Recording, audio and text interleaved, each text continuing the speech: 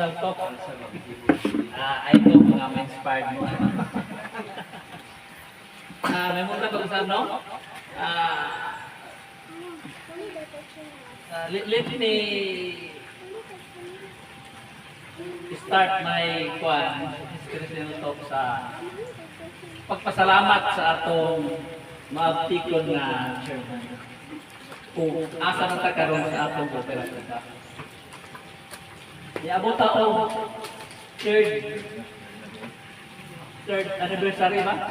Murag sa pagsugod na mo sa istorya dito sa balay ni John, murag lang to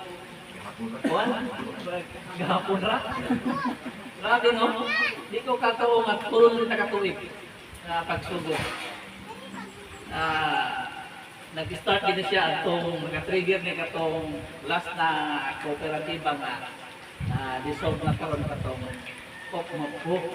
Diba? Mo man na trigger gini. So nakauna-una ko nga what if ato tong i-revive ang Pokmok ko. Pero daghan siya og mga disadvantages. So i-refer ko nato sa CDE. Murag di nagit ko ma-revive. So nakakapaptaan ni kuan Pokmok ay kini after terminal karon sa cooperative. Amo po ning kuan sa CDE nga wala may active nga cooperative ang Upper Carmen. So sila ang nag-isa ani nag-introduce yun nga Upper Carmen. Credit Cooperative ang pangalan kay taga diha man ta Upper Carmen man ta.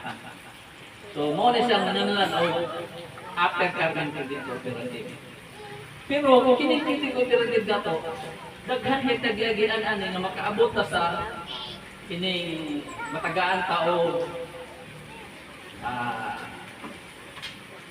extension, business permit, certificate of compliance. So, kana siya nga pag-process, taas ting ang proseso. Diba, Bro Jong? Saludo ko ni Bro Jong yun sa iya patience bitaw sa pag-process. Grabe yun.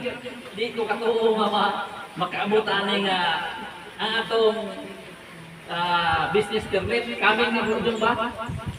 Kami nga atong business permit. Di sa iyo magkuha ang business permit. Daghan kaayo og